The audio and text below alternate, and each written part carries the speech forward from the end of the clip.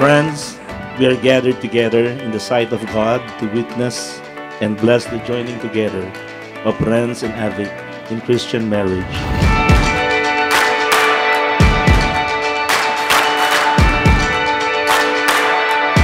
Excited na.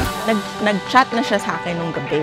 Sabi ko, ba't di mo kasama boyfriend mo? Sabi niya, wala naman siyang boyfriend. At ayun, edi atak na.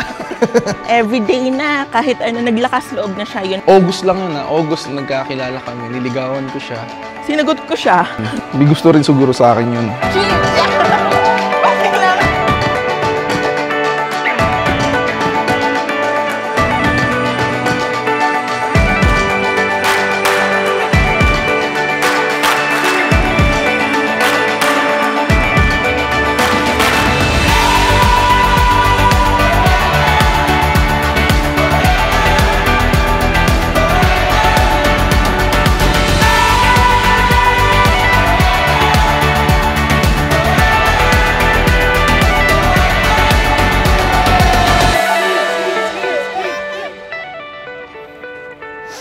Mahal, you look at my soul and not my flaws. I want to dream big with you. I want to travel the world with your hand in mine. I want to experience life with you. We are no longer two but one flesh.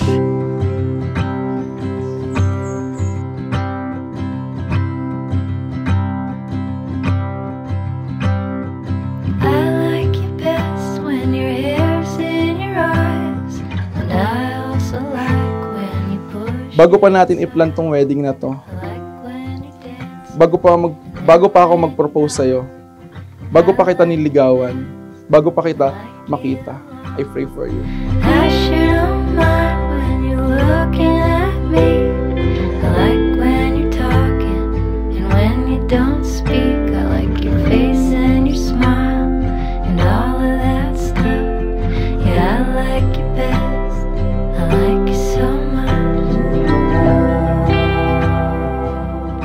Sabi ko, Lord, yung maputi. Yung mahaba ang buhok. Yung masarap magluto. At Lord, yung medyo chubby po. I think about you all the time. You sit on the shelf in the front of my mind. And if I had to guess, I bet that it shows. I like you the best, I like you the most.